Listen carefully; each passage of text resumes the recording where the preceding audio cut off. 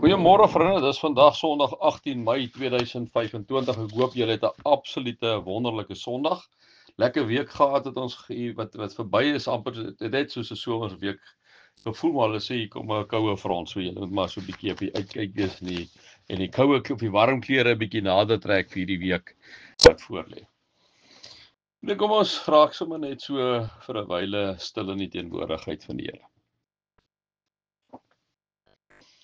Vader, ons kom dra vanoggend se erediens aan U op en ons kom vra vir U op 'n wonderlike manier vanoggend ook met elkeen van ons te praat.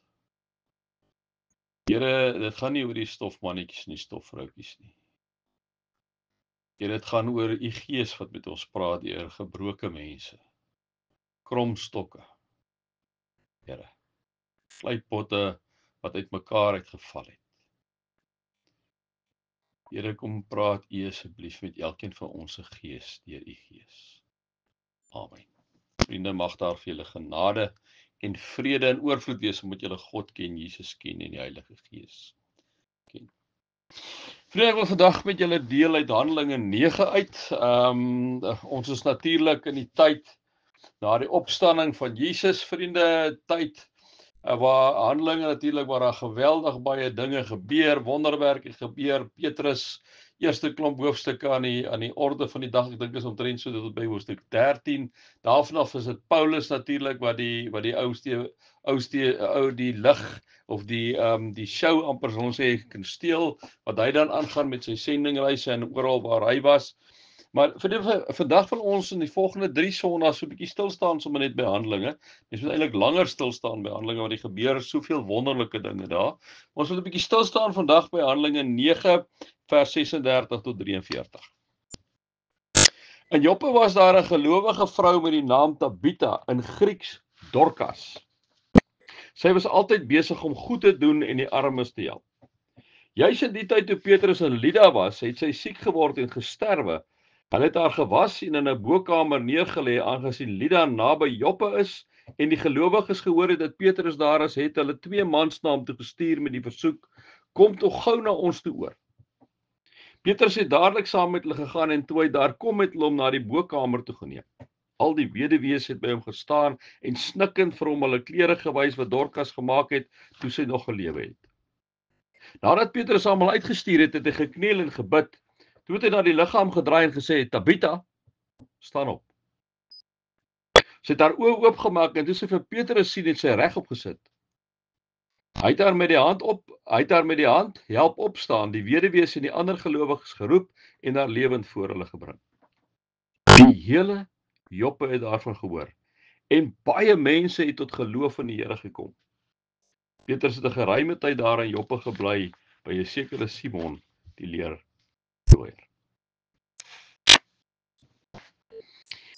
Vandag se storie vind natuurlik plaas in die kusdorpie Joppe, 'n dorp wat berig was vir seerowers en normale hawestad probleme. Dit was 'n rowwe plek, liewe vriende, van handel, vol Romeine wat vinnig 'n geldjie wou maak. En hier in Joppe was hier 'n klein Christen gemeenskap en een van die vrouens in hierdie Christen gemeenskap was Tabitha, oftewel Dorcas, en sy was 'n entrepreneur, 'n besigheidsvrou wat deur haar handewerk groot welvaart gehad het. Joppe, vriende, was so plus minus 55 km noordwes van Jerusalem, 18 km noordwes van Lydda geleë. En Joppe het ook gedien as die hoofhawe vir Jerusalem en die hele die antieke Joppe of Jaffa was in die moderne stad Tel Aviv geleë. Joppe was ook 'n hawe natuurlik wat julle weet waar Jona natuurlik in 'n boot geklim het om te vlug van God se opdrag om dan in Ninive te gaan. En hier in Joppe, liewe vriende, in hierdie hawe staatjie met hierdie klein Christen gemeenskap, kry ons hierdie vrou Dorcas wat dood was. Kry ons hierdie vrou Dorcas, liewe vriende, wat dood was, maar lewend geword het. En in die Lukas Handelinge kombou, en albei hierdie boeke is natuurlik deur Lukas geskrywe, vind daarna Jesus se opstanding nog 3 gebeurtenisse plaas waar mense dood was en toe lewend gemaak is. En die 3 geleenthede is die weduwee van Nain se seun, Lukas 7, Jairus se dogtertjie wat lewend gemaak is, Lukas 8, en Eutychus 'n jong man wat Paulus letterlik tot die dood toe verveel het, toe hy daai die derde verdieping in die slaap geraak het toe Paulus preek en hom dood geval het en Paulus toe hom afgegaan het en hom op die ouene weer lewend gemaak het. En wanneer ons na hierdie wonderwerke kyk, liewe vriende, dan is dit so dat ons vir mekaar vanoggend moet kom sê dat wonderwerke uiteindelik net een doel. Wonderwerke het net een doel, en wonderwerke, liewe vriende, wat gebeur spesifiek, soos in hierdie geval van Dorcas en Jairus se dogtertjie en die ou wat uit die van die derde verdieping af doodgeval het, was wat? Was om die lig op God te skyn.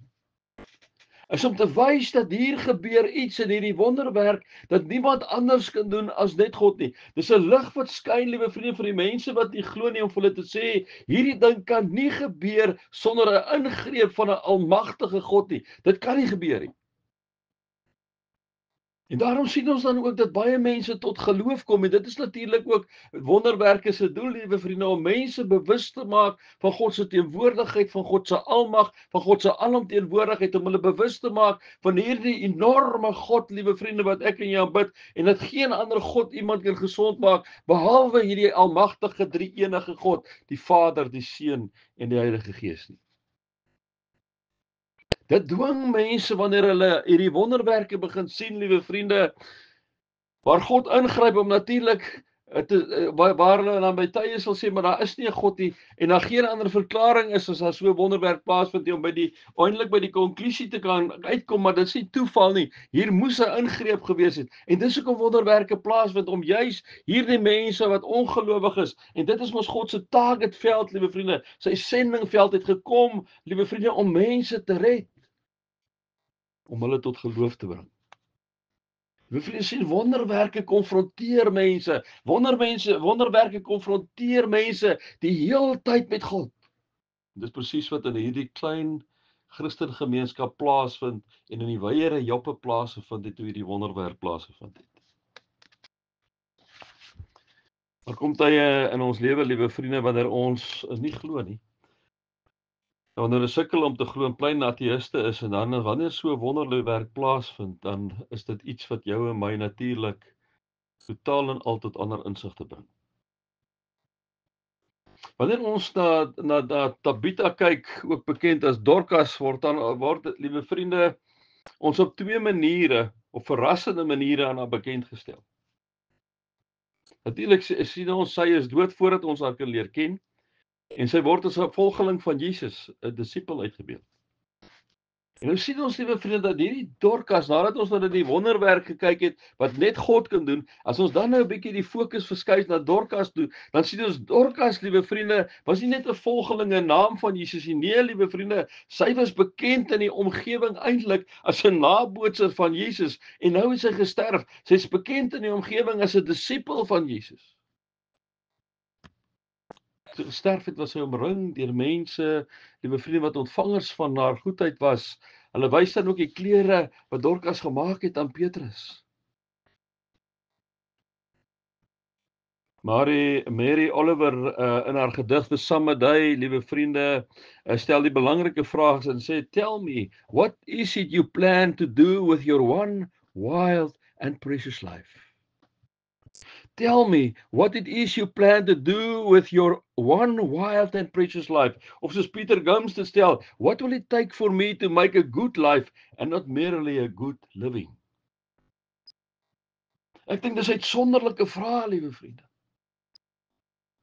Dis 'n uitsonderlike vraag. Wat doen ons met hierdie lewe wat God vir ons gegee het? Hierdie one wild and precious life. Wat doen ons met, liewe vriende, met ons lewe wanneer dit nie net gaan oor 'n good life nie, maar dit net, liewe vriende, maar dit nie net gaan oor 'n good life nie. Maar dit moet gaan oor 'n good life vir God. As Jesus volgelinge kan ons die vraag beantwoord deur in die voetspore van Dorcas te volg, vriende. Ons weet nie veel van hierdie gelowige vrou Dorcas af nie. Behalwe wat haar staan, sy was altyd besig om goed te doen en die armes te help. Al die weduwees het vir hom Petrus die klere gewys wat Dorcas gemaak het toe sy nog geleef het. Liewe vriende, dis eintlik al genoeg vir ons om te weet. Sy was iemand gewees wat dien. Sy was 'n uitstaande mens in haar gemeenskap. Daarom is die mense so ontsettend hartseer toe sy dood is, want haar goedheid het uiteindelik die gemeenskap verander.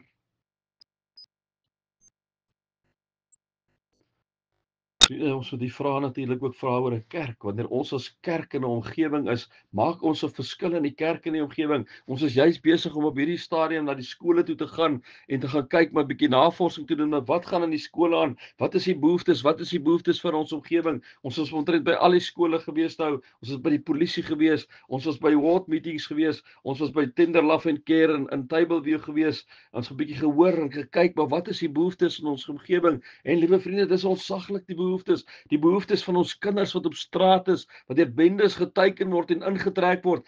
Daar moet ons kerk tog 'n groot rol speel. Ons moet ons goedheid uitstraal en daarmee is ons besig om te kyk, maar hoe kan ons as kerk daardie kinders van die strate afhou? Hoe kan ons hulle hierso in ons geboue wat God vir ons gegee het, huisves waar ons hulle kan veiligheid gee sodat hulle nie getaarget word nie? Hoe moet ons as kerk die goedheid van God uitleef in die omgewing, liewe vriende? Nie met woorde nie, maar met dade. Hoe kan ons 'n verskil maak in die omgewing in hierdie tyd ook van ons land? In the greatest management principle in the world, New York, liewe vriende, Putem 1985, jy mag gaan kyk as jy wil. Dit vertel Dr. Michael Leboeuf van 'n klein dogtertjie wat na 'n dag van die kleuterskool by die huis aangekom het met 'n reuse papierwapen op 'n rok vasgemaak en op die papierwapen staan daar "Catch me being good". Daardie papierwapen skryf Leboeuf was 'n belangrike boodskap van die kleuterskool onder 'n juffrou aan al die ouers wat beklemtoon het as jy net aandag gaan gee wanneer sy verkeerd optree, versterk jy net die slegte gedrag, maar as jy hulle aprys en beloon vir goeie gedrag, sal jy meer goeie gedrag ontvang en jy sal haar help om te ontwikkel in die persoon wat jy graag wil hê sy moet wees. Miskien is dit 'n goeie lapelwapen vir jou en vir my om te dra. Catch me being good. Hoe praat ons met ander mense? Hoe tree ons op teenoor ander mense? In plaas ons altyd in die negatiewe klem, liewe vriende, of kyk ons na die positiewe dinge in mense? In plaas om die negatiewe dinge te doen, kom ons doen die goedheid van Dorcas. Kom ons leef dit uit, liewe vriende. Kom ons leef vir Jesus uit onder mekaar. Wanneer mense na ons kyk, dat hulle vir Jesus kan sien en dat ons kan typeer ook as 'n volgeling van Jesus. Kom ons raak nooit moeg om goed te doen nie. Kom ons pleeg goedheid in die joppe waar jy is.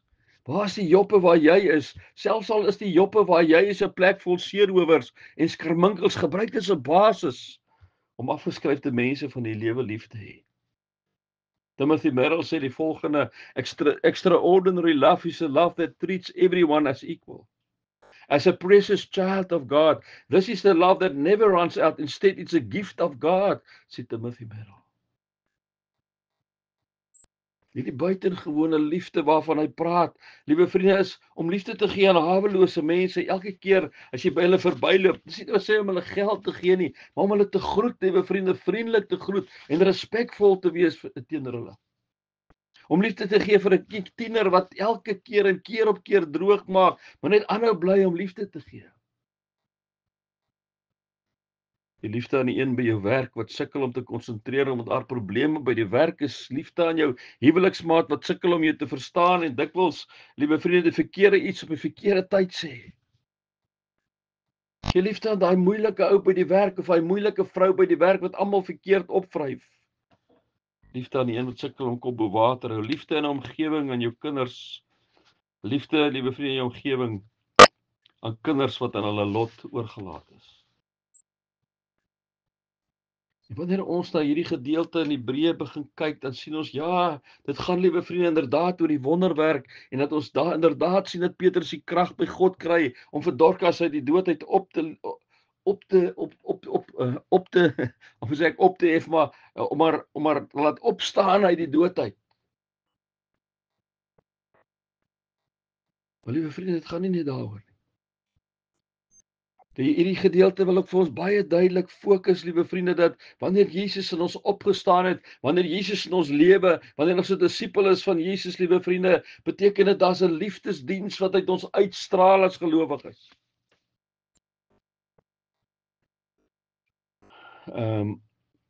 Ons luister 'n bietjie na die bekende opstanningsstorie, die viooltjie koningin. 'n Student was baie besorg oor sy tannie en sy het herhaaldelik probeer selfmoord pleeg en was skynbaar sielsongelukkig. Die student het 'n beroemde sielkundige, Milton Erickson, om hulp genader. Hy het onderneem om die student se tannie te sien, maar in plaas daarvan dat hy haar in sy spreekkamer toe kom, daag hy toe net op 'n dag hier by die student se tannie op. Daar het sy alleen met haar huishulp gebly en toe sy die deur oopmaak, het hy homself aan haar bekend gestel en gevra of sy so gaaf sou wees dat hy kon inkom en saam met haar kon koffie drink. Sy was baie verras en verbaas, maar het ingestem. En in die sonkamer het rye en rye potte met die pragtigste viooltjies gestaan en sy dadelik aan hom vertel dat sy groen vingers het. Sy al lief was vir viooltjies. Hy het ook ontdek dat haar enigste kontak met haar ander mense Sondag se eredienste was. Toe Erickson vertrek, het hy vir haar gesê: "Hier is jou voorskrif. Stuur jou huishulp na die kwekery om blompotte te koop sodat jy viooltjies daarin kan kweek. En wanneer 'n baba in die gemeente gebore word, wil ek hê dat jy met die doop viooltjies vir die ouers moet gee. Wanneer 'n paartjie trou, wil ek hê jy moet ook vir die bruid viooltjies gee. En wanneer iemand in die gemeente 'n krisis het, stuur viooltjies aan die persoon." Hy sal weg en hy het vergeet van die vrou. En 20 jaar later sien hy 'n berig in die plaaslike koerant met die opskrif: "Viooltjie koningin sterf op 76." Die berig het vertel hoe hierdie vrou die gemeente en gemeenskap opgehelder en verander het met haar viooltjies en dat sy baie geliefd was. Liewe vriende, kom ons beoefen die opstanding van hierdie Jesus liefde. Deur dit te versprei, liewe vriende, deurdat ons as kerk, as gemeenskap, daar by werk, in jou huwelik, in jou vriendekring, dat mense kan sien, liewe vriende, dat daar 'n goedheid uit jou uitstraal, dat mense kan sien, maar hierdie persoon is anders, liewe vriende, hierdie persoon is 'n ander mens, hierdie persoon kyk na die goeie in mense en sien dit raak. Kom ons beantwoord, liewe vriende, hierdie Jesus liefde met ons eie lewe. Tell me, what is it you plan to do with your one wild and precious life? What will it take for me to make a good life and not merely a good living? Here, dankie dat U die een is wat wonderwerke doen. Dankie dat U die een is, Here, wat ons oë oopmaak, wat mense se oë oopmaak, liewe Vader.